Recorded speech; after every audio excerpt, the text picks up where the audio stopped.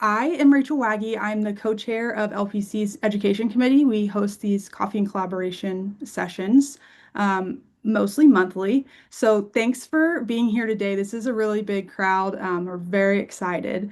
But before we get down to what you're actually here for, LPC Executive Director Stacy Fox has some announcements about LPC and some exciting upcoming events and activities. Yeah, thanks so much. Good afternoon, everyone, and welcome to our Coffee and Collaboration. As Rachel mentioned, I'm Stacy Fox, and I'm the Executive Director of LPC. We do this every month, and I hope you'll make plans to join us in the future. We have some great programs coming up, so grab your coffee, settle in, and we're really glad you're here. I do see a lot of new faces today. So before we dive in, I do want to tell you really quickly about who we are. LPC is an organization serving livestock communications industry, and our members represent livestock publications as publication members, allied industry as service members, and students as student members. We also have freelancers. So if you are working on your own, contractor, we have a membership for you as well. Each year, we do come together for our annual business meeting, awards, networking, and educational opportunities during the Ag Media Summit, which we just hosted last month. And we'll be in Omaha, Nebraska next July. So we hope you'll be able to join us there. We also host regional workshops, coffee and collaboration, and keep members informed through our newsletter, LPC Link. So a couple of things that I just want to make you aware of. We do have our next regional workshop coming up in November. We're headed to Oklahoma State University in Stillwater, November 6th and 7th for an in-person workshop. And we hope that you'll be able to join us there for programming and networking and all the things that make LPC special. So we hope you'll be able to join us in person in Stillwater. Next, our People's Choice Photo Contest is coming up in October. So entries will open October 1st. They'll be open all of October, so they'll end on October 31st. Entries $10 for members, $20 for non-members, and then everyone will have an opportunity to vote for your favorite photos among four different categories in the first couple of weeks of November. And we have prizes for categories. Those are livestock scenic, general, and livestock people. So we've got if start looking for those photos. And if you are joining us today as a non-member, would love to have you consider joining LPC. I will drop links to all of these activities, membership, and my contact information in the chat. But I know that y'all are all here and excited to hear about Photoshop, as am I today. So I will turn it back over to Rachel at this time. Thank you. Yeah, thanks, Stacy. So I cannot be more excited to kick off a series here on Coffee and Collaboration that's going to be a deep dive into some of the popular Adobe apps. And so in this first session, we are joined by Taylor Gazda, who's going to share some practical Adobe Photoshop techniques, design fundamentals, and real-world insights from her experience creating marketing materials for some of the livestock industry's leading operations. Taylor's a graphic designer, photographer, and marketing strategist who specializes in the livestock industry. She was raised on her family's registered Angus operation in Athens, Georgia, and developed a passion for agricultural marketing at an early age.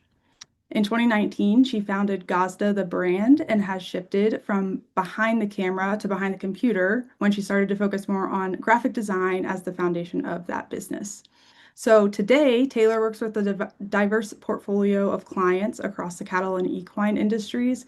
It creates everything from brand identities, sale catalogs, and advertising.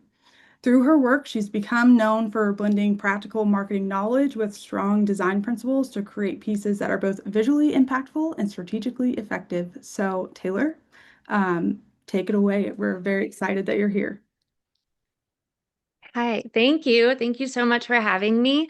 This is a topic that I was telling them prior to the doors opening and everyone coming in that we could go on for days about. And so I'm going to try to cram as much as I can into the short amount of time that we have, but just so I can further help or answer any questions that you may have or reasons why you're here, because I want to make sure that I cover some of those topics. Um, does anybody have a question right off of the bat that they have about Photoshop or the process? the workflow of creating anything from just print graphic or print ad to a social media graphic in Photoshop. Does anybody have anything that they came here specifically to learn?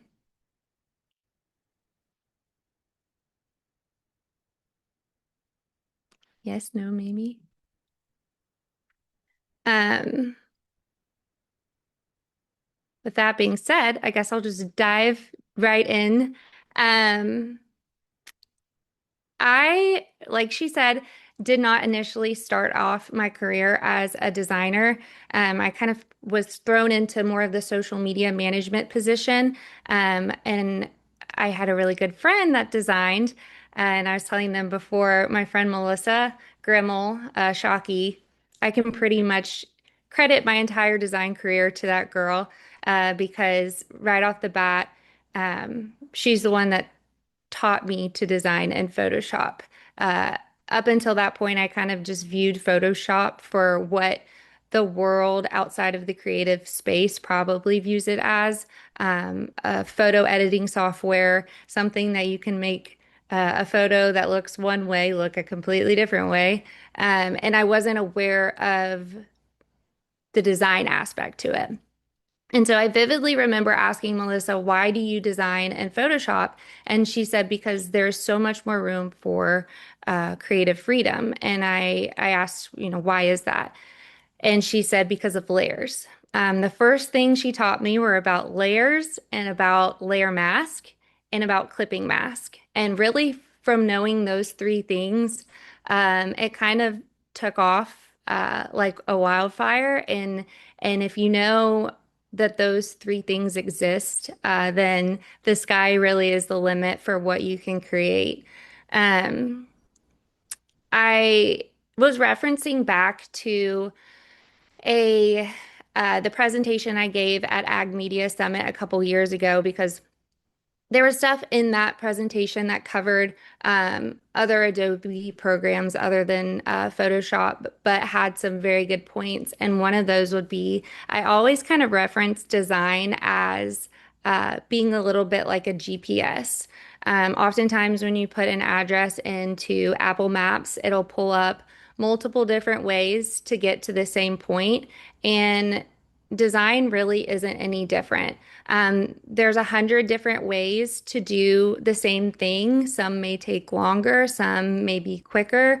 You may run into other roadblocks along the way, but ultimately, it all gets you to the same final product.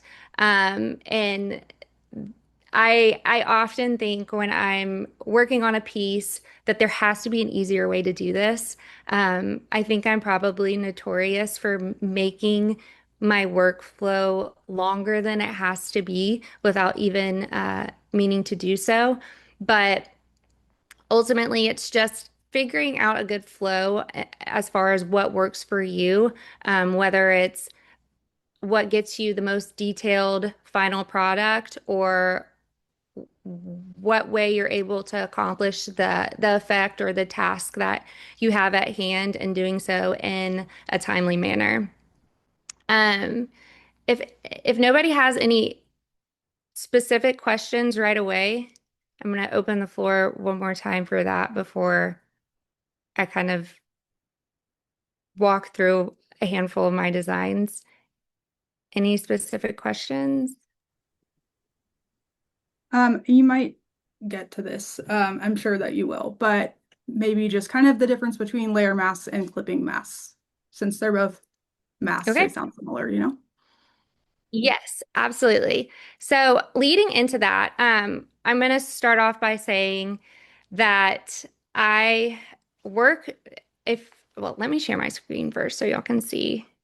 Um, and I'm going to warn you, I am a creative, so um, everything that was on my desktop now lives in a folder on my desktop called Desktop for the time being, so that y'all don't see how messy it can be. Let's see.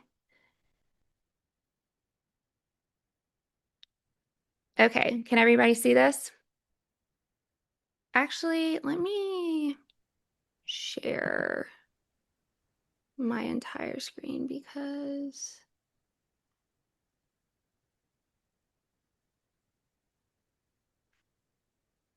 can y'all see that? Yes. Okay, perfect. Um, as you can see, can you see like my dock down at the bottom with like my apps, or can you just Yeah. only see photo? Yes, we Okay. can. Okay, so as you can see, there's a few different Photoshops, and that's largely due to the fact that I'm not the greatest at getting rid of the old version after I update it. So um, oftentimes I'll bounce in between Photoshop 2024 and Photoshop 2023, even though that we're living in 2026. Um, but if you see here, this is Adobe Photoshop Beta. And not many people in the creative space that I've been working with even knew it existed. And this is a part of my workflow that probably makes things a little longer, but it kind of all goes back to what you're comfortable with. Before this Zoom call started, we were talking about it, and one of the things we were talking about across all the Adobe programs are the different shortcuts. And there's a couple tiny different shortcuts that are different from Photoshop Beta to regular Photoshop. And so, but there's things about Photoshop Beta that I like better than regular Photoshop. So I will do all of my cutouts, all of my detail precision in Photoshop Beta. I will create a new document with a layer mask, save that Photoshop document, and then open it in regular Photoshop. So I know that that was a lot of open, closing, mask, this, that, and the other. And that might be a little bit confusing, but long story short is I make things a lot harder than they have to be. But Photoshop Beta, like I said, it's got a tick more, I think, AI in it. And so it does a really detailed job of cutting out whether you're doing cattle, pigs, horses, all of these animals have things that can be a little bit hard to cut out. Cattle, the ears can be really fluffy. Horses, if they're running, their mane can be a little all over the place. Pigs, in my experience, have been fairly easy to cut out, but I pull everything into Photoshop Beta. I do the cutout in there, and then like I said, create a new document with that cutout that has a layer mask. So for those of you who already know what a layer mask is, I apologize for the repetition, but for those of you who don't, a layer mask is essentially taking that photo and creating the opportunity to add and subtract from it. So let me see if I can. Let me, the easiest way to show y'all this.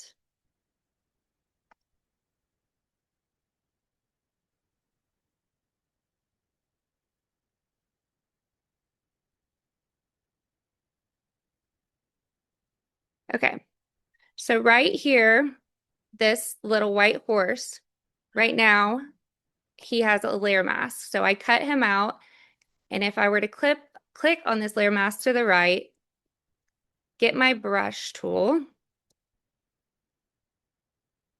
and make sure that the white is, I can color him back in, which is not working right now because I have 18 million layers.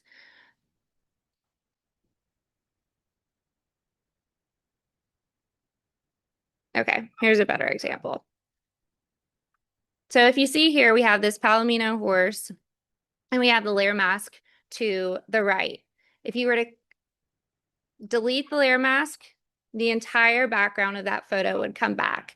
And so a ton of my designs deal with cutouts, whether it's in the lives or the cattle specific sector or the equine sector. I am oftentimes cutting animals out, people out. And I got a question yesterday somebody wanted to know how a lot of my designs have so much dimension, and that would be a huge part of why so many of them have that dimension, is because I'm able to take those different cutouts, those different layers, and put text in front of them, behind them, a little bit of both. And so that is a layer mask. Let me see if I should have had a photo ready and opened to walk y'all through it, but maybe I can pull one up.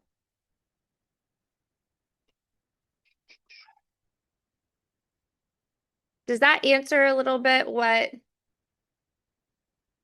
a layer mask is? Yep, sure does. Thank you. And then going over to clipping mask, if I wanted to have, say, a portion of the photo showing, the background showing, but not the entire thing, we can do that with a clipping mask. Another thing that we were briefly talking about before we let everybody in is how you get comfortable in your own little program, where you know where things are in your Photoshop, you know where to find them. I did something to my Photoshop last week where it moved my layers, and I have been moving my little layer box every which way I can to try to get it back to how I had it before. And I cannot figure out where I went wrong, and it's driving me crazy. So I apologize if it's taking me a little longer to find things because they are not where they're supposed to be. So if you can see here, I'll make it a different color so it's a little bit easier for y'all to see. I created this gray box and I stuck it underneath this first layer of the Palomino horse. And this box is going to be what we clip our photo into. I'm going to go ahead and duplicate that top layer of that horse. And that is Control J. And I'm going to go ahead and delete the layer mask. So right now, excuse me, you can see that the entire background has shown back up. Well, we just want it to fit within this rectangle that we just made. So to create a clipping mask, you just right click on the layer of the horse that you put the background back into and select create clipping mask, and it'll clip that background into the horse. So you can see up here, we have a little bit of that box still showing. I'll scale it down.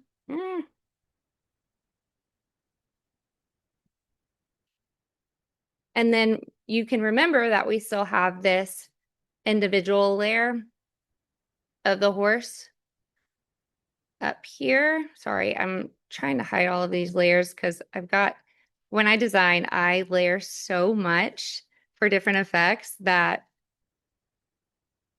you can see they take up quite a bit of space. But say we wanted to put some text behind the horse, but not behind the background, then we could do that by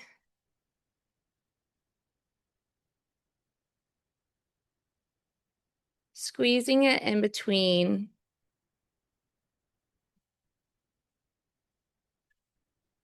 the original layer of the cutout of the mare and that clipping mask that we made. And immediately in doing that, you have a ton of dimension that you might not have had before, which this is kind of a tricky color to play with because we want it to somewhat be noticeable, but we don't want it to be too bright. Does that make sense? Oftentimes too, I'll go back in and I'll add, whether it's clicking on that cutout and putting a tiny little drop shadow, or even sometimes creating a new layer, getting a soft black brush and creating my own shadows.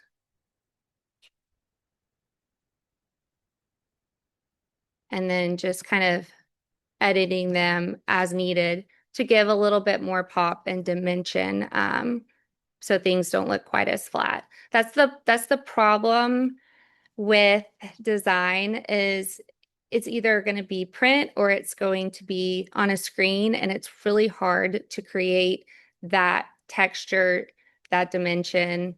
Um, and so, as you could see, I do that with layers. This is another one that you have that sense of dimension. By squeezing these guys all into this original box, and then just kind of playing with the shadows to make it look like they're overlapping each other. And it doesn't make it quite as two-dimensional. Any other specific questions? This is just such a broad topic to kind of go from top to bottom on. And so if there are specific things that you are looking to learn, I urge you to reach out, whether it's techniques or just how I prep files for print, any of the technical behind the scenes stuff as well.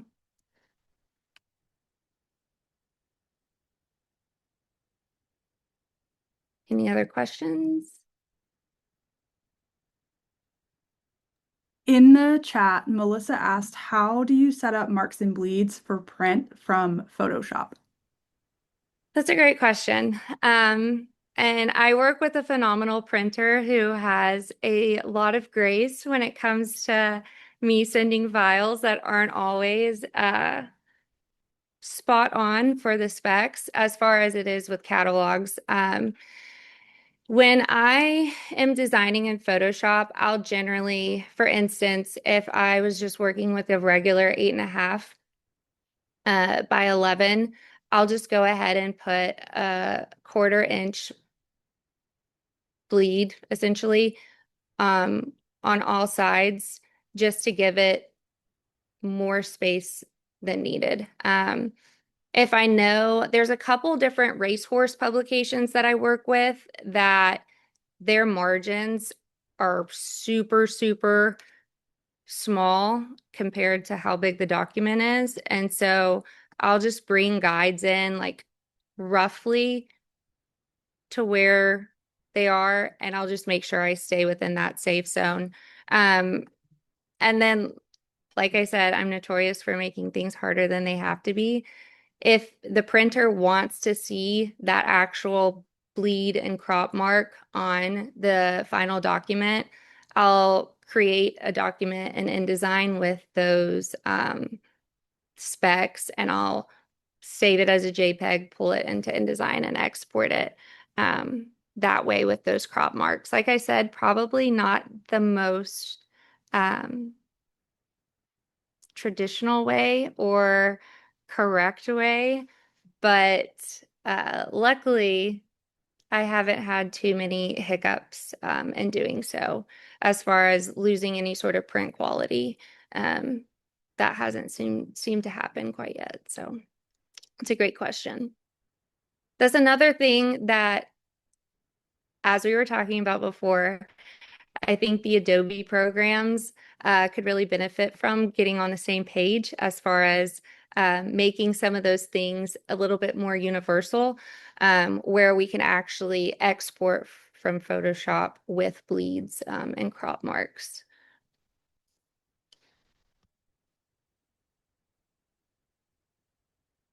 Okay, I see. Sorry, I have the chat pulled up now.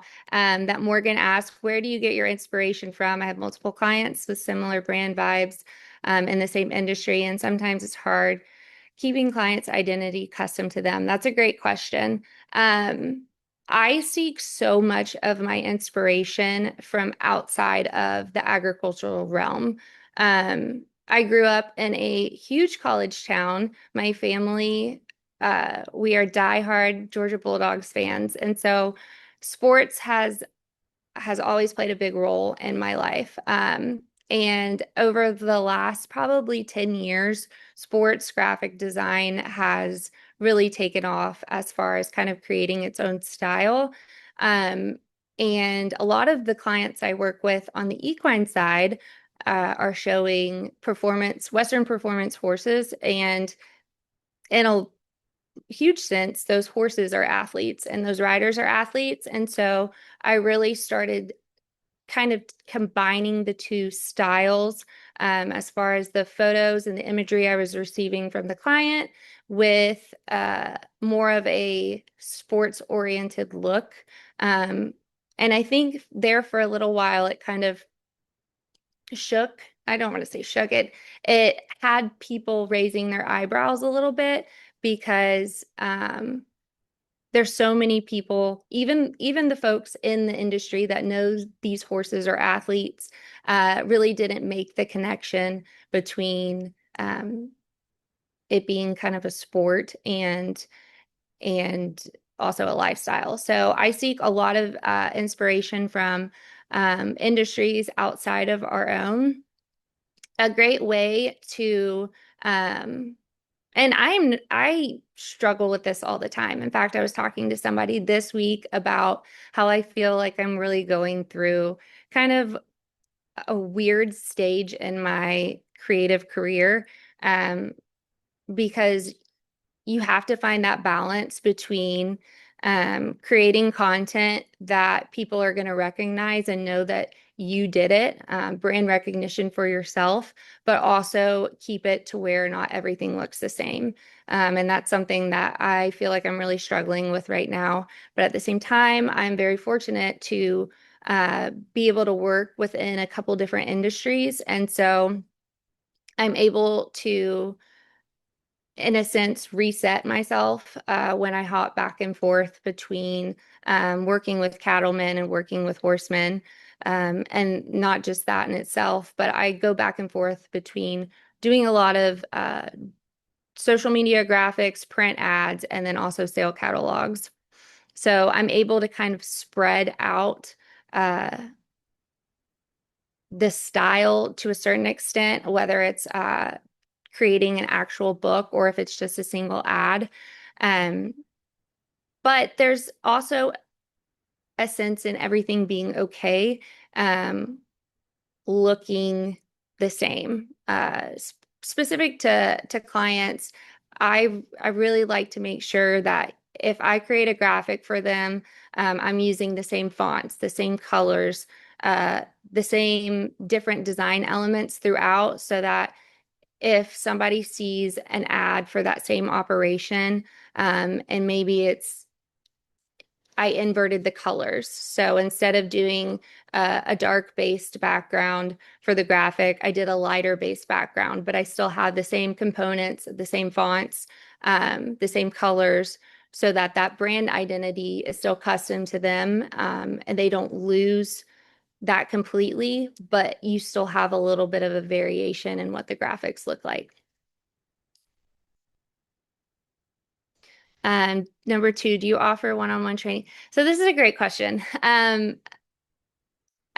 For those of y'all who know me or know my background a little bit more, the majority of my business is sale catalogs. And so from the months of July to November, I'm very, very busy. And then from January until usually about April or May, I'm very busy. And then the summer is a little quieter.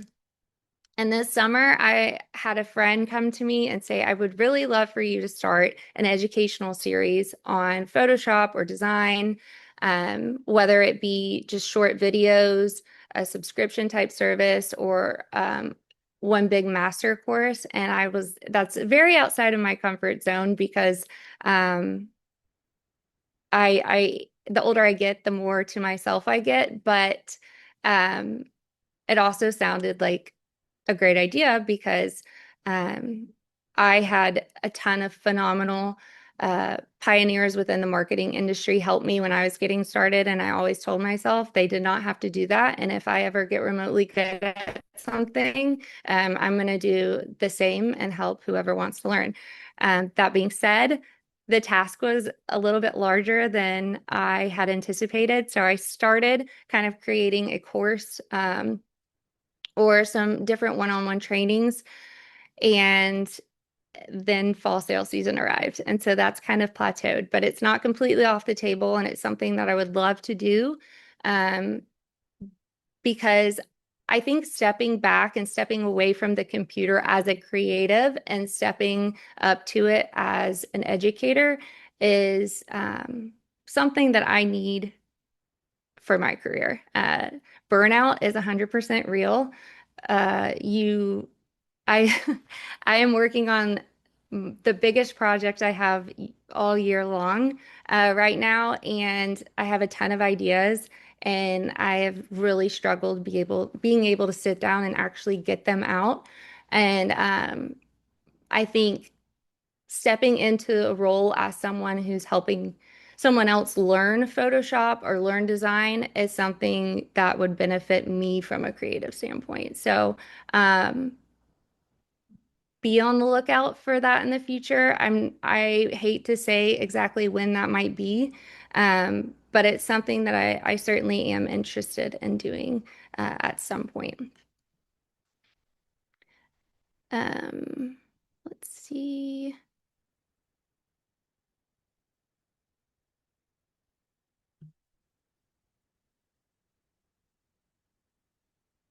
Oh, these are all so many great questions.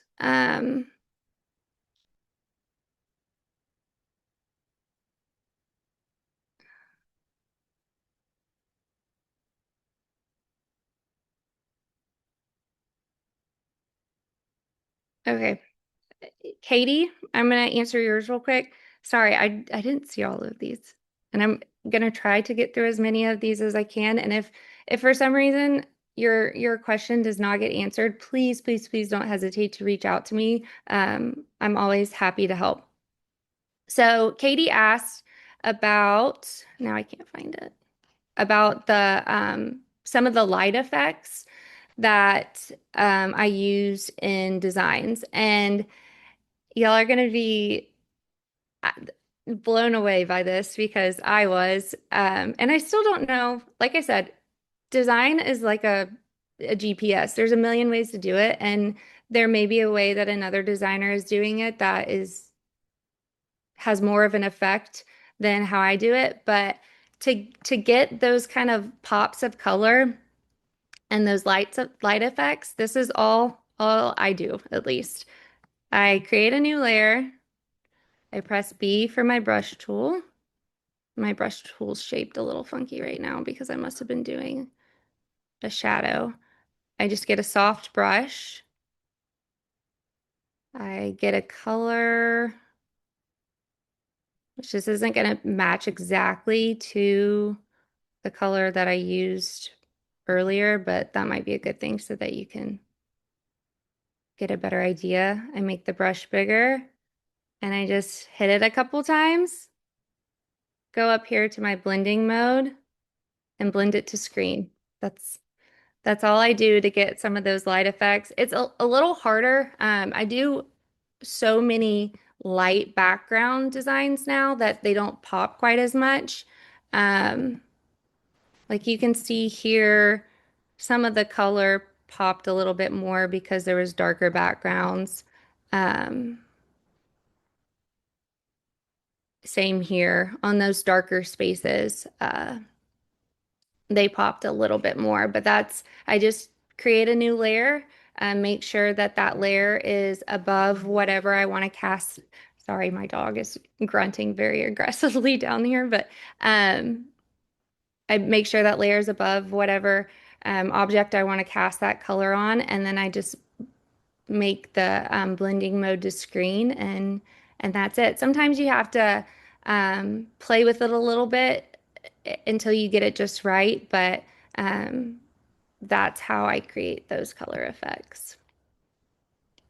Okay, so follow-up question, you just said that it's not gonna be the exact same color, but um, maybe that's a good thing. What do you do when you when you've done when you've added a pop of color somewhere and later on you want that same color again, and you Yeah, can't really find it or even sample it correctly. so that's a great question. And one that most of the time when I'm pulling a color, it's I'm pulling a color that the brand already uses. Um, I'm pretty sure like the red that you see here, I probably sampled it from,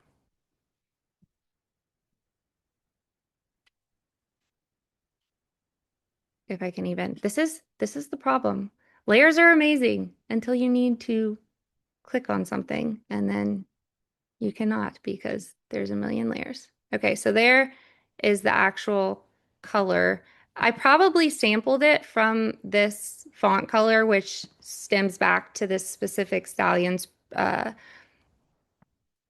brand guidelines. And then sometimes I'll sample it and I'll just go like north a little bit just to get it a little lighter, to give it a little bit more dimension and more of a gradient. Um, but if I was to come back and do this again and I couldn't get that exact color, you just kind of have to try to match it the best that you can.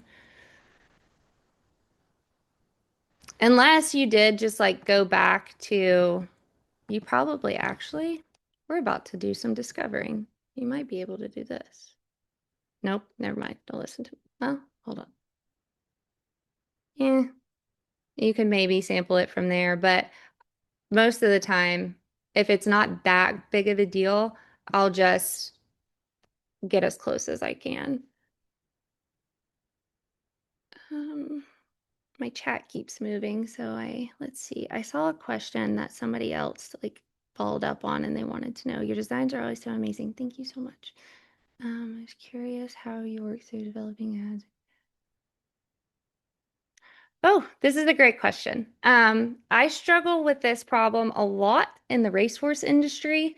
Um, the racehorse industry, the photography at the races, amazing, but the photos cost so much money. So oftentimes the client won't buy the photo or they'll have a cell phone photo and you just kind of have to work with what you have. But that's actually a great question for the ad or the graphic that I have pulled up right now. This is a graphic for a stallion that had Offspring do really well at one of the roping futurities earlier this summer. I guess it would be summer, um, or late spring. And unfortunately, we didn't have any good still shots of the horses that did well because that's something that I've learned working in the equine industry is as much design work as there's that much more video work because these horses are moving. It's a lot easier to capture everything that these animals are if you're doing it in motion versus just on design.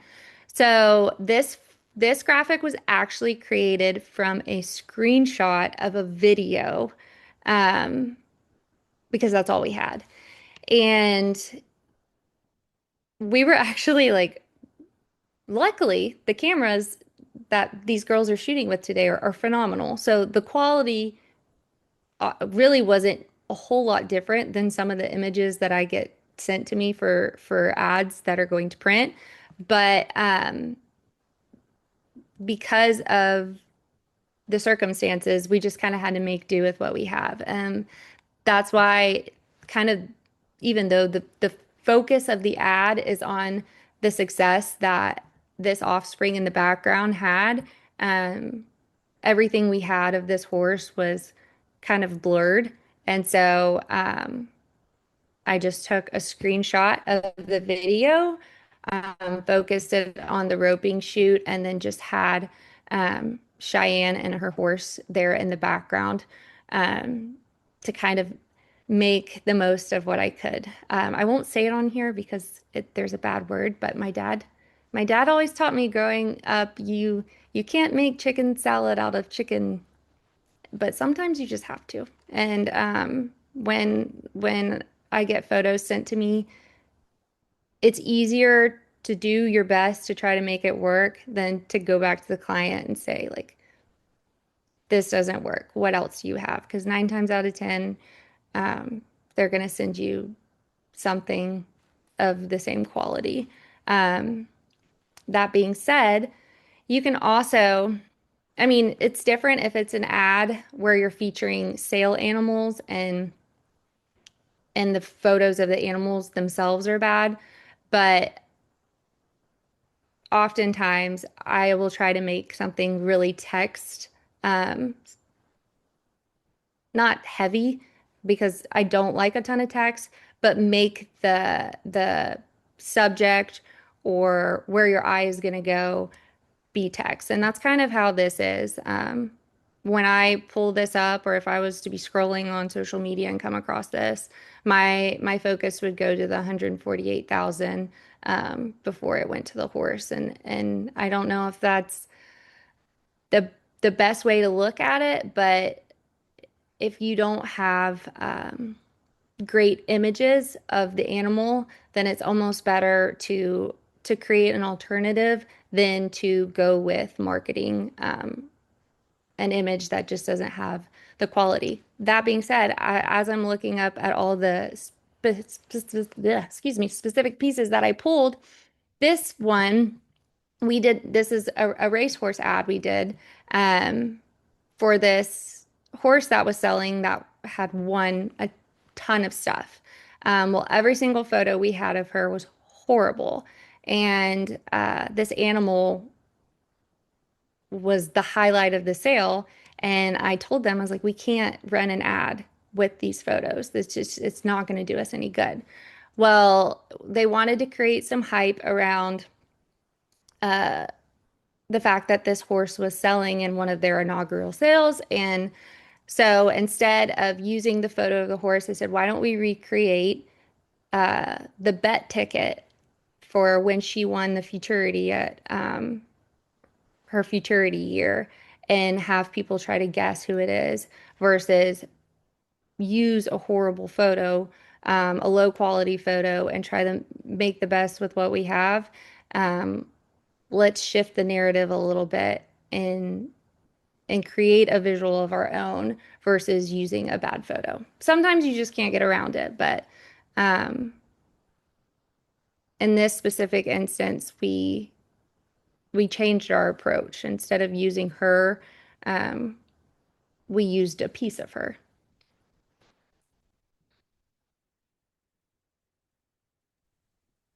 I think we have time for maybe like one more question, Taylor.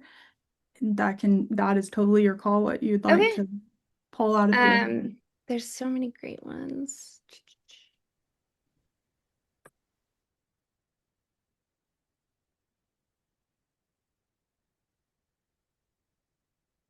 Okay, Faye Smith asked, how do you best integrate Photoshop designs into InDesign for editorial purposes?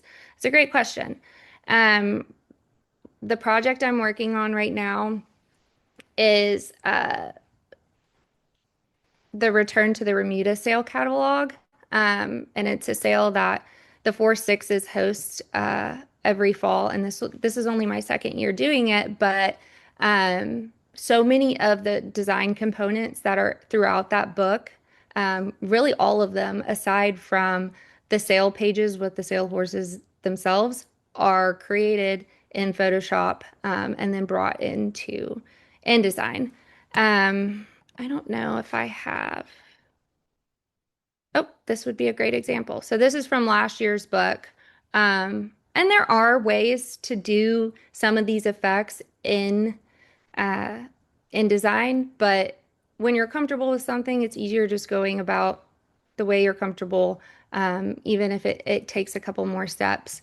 I wanted to have this photo, this specific cowboy, um, coming over the King Ranch brand. And so um, I created, we'll kind of take it apart so y'all can see. I created a box in InDesign and I placed the photo itself into that box. And then I pulled the photo into Photoshop. I cut him out. The biggest thing with doing something like this is just making sure that those two photos don't change dimensions throughout this entire process, because then you'll pull one of them in and it won't match up. Um, and then I just saved the cutout as a PNG and layered it on top. For the most part, doing things like that are fairly simple. I haven't had a ton of issues with things not coming in one program to another correctly. I will say that sometimes when you are doing different blending modes in Photoshop and you think that everything's blended really well, and then you pull it into photo or into InDesign, sometimes that's not always the case. But I did that for multiple designs in this book specifically. I think there's another one up here. Like all of these pages I created in Photoshop, and then I brought them into like this whole page. Well, the components I probably created in Photoshop and then I brought them in. But anything that has to be layered, like these little cowboys, that's why you can see it's a little blurry right now, because it's the display performance isn't at its highest. I'll cut them out and I'll bring them in into InDesign that way. That's a good question. Do we have time for one more? Sure. I mean, I'm happy to be here as long as you would like to be here. Um, the-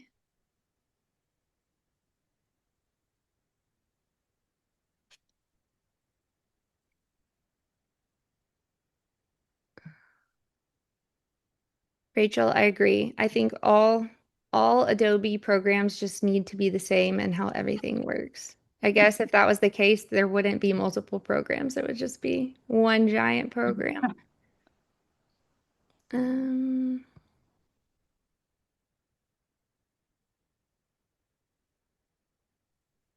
what Photoshop tool or technique do you think experienced users honestly, layer mask. I I think it's just, and it's been so long now since I started learning Photoshop, I can't even really remember how it was exactly introduced to me, but um, being being able to have that mask, if you find yourself in a sticky point, that's why I almost always never make specific elements in Photoshop smart objects unless I'm doing so for like a shadow, which I don't think I have any of these. Oh yeah, I do. This guy has a shadow. Um, so I'll create smart objects that way, but like always having that layer mask to be able to bring part of the image back in or take part of it away, which you can always take it away, even if it's a smart object. But like if I cut this horse out and then I made him a smart object, and then I'm like, shoot, I need to bring some of that background back in. I'm not going to be able to. That's also another reason why all of my documents have 1,800 layers, because before I do anything, I duplicate the layer and then I hide it just in case something goes haywire and I need to go back to that original. Um, Again, not always the wisest, because your computer at some point will turn on you and hate you for it, but um, that's why so many of these designs have a million layers and a million layers that are hidden or not even used, because I just always like to have them as a backup in case I need to reference it again. That's a good question. I think that's, oh, where do you purchase your backgrounds from. I use a lot of Adobe stock. One of the hardest things about design is you can have a vision and you can have an idea of what you want to do or say. Um, but typing in what you think that is really hard, if that makes sense. So I use Adobe stock. If I want um, a background that's white but kind of has a little bit of dimension to it, I usually just type in white background and then I search around until I find the one that gives the kind of dimension I want. And then for the most part, like if I'm doing a white background design, almost all of them, I have the same background. I just incorporate other textures throughout just to make them a little bit different. Um, as you can see here, like the background, this is a 2-page spread, so that's why you'll see it split down the middle. But um, one side I used kind of that white gray gradient background. The other side I just used a red square. But then to kind of tie the two together, if you look closely, you can see the calendar that has the dates on it kind of faded into the background. But I use uh, Adobe stock, Creative Market. I don't use Creative Market really for backgrounds. I use it primarily for fonts or other just kind of little vector things. Um, but as far as backgrounds go, Adobe stock is my go-to.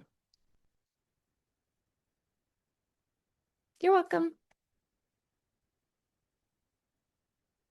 I've experienced issues with fonts communicating between other platforms while working with other team members. Yeah.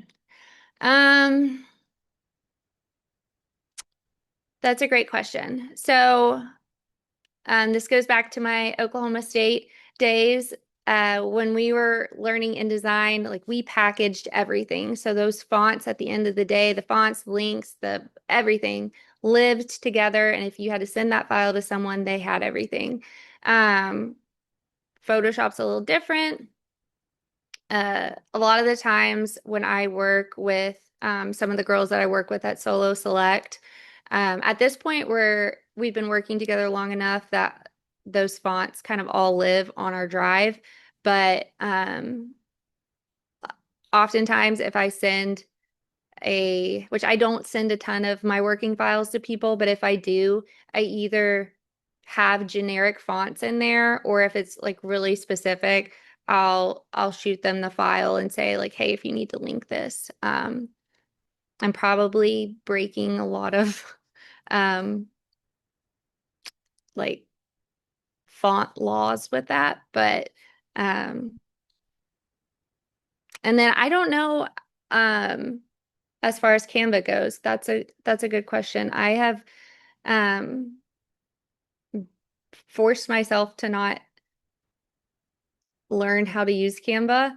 Um, and so me going into Canva is like me trying to speak fluent Chinese.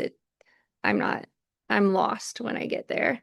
Um, but as far as if I'm working in InDesign, I just package everything and make sure that those fonts go wherever that working file goes.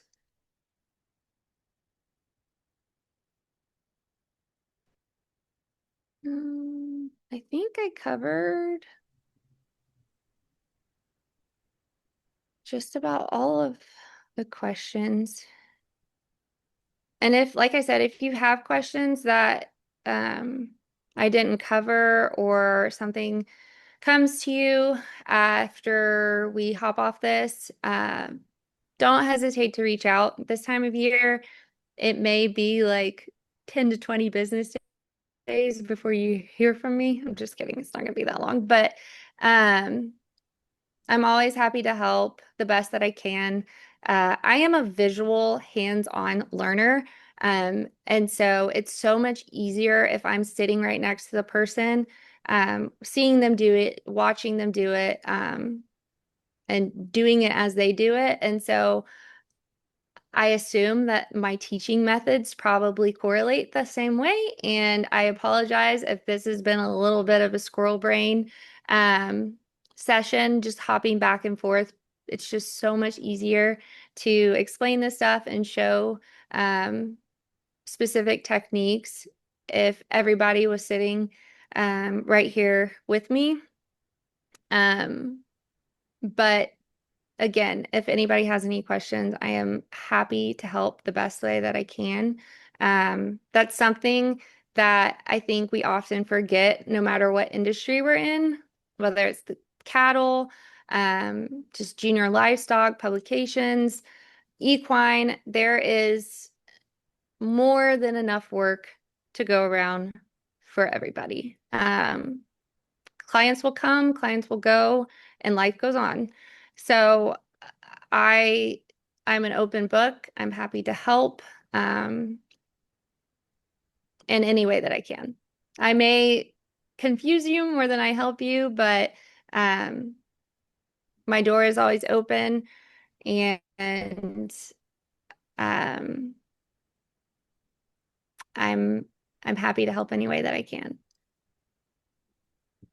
Awesome. Thanks so much, Taylor. I really appreciate you coming on here and sharing some of your hard-earned knowledge with us. I know I was taking notes the whole time, and excited to use some of what I've learned today in my next project. So really appreciate you being here, and taking the time for that. Before everyone hops off, just save the date for our next Coffee and Collaboration deep dive will be September 30th, and that will be over Adobe Illustrator. I'm very excited that Alyssa Walsh with Sweetbriar Creative has agreed to hop on and speak with us. So save that date, September 30th, same time. And Stacy just dropped the registration link for September in the chat if you want to go ahead and get that on your calendar. But otherwise, thanks so much for being on today and have a great rest of your day. Thank you, guys. Thank you, Taylor.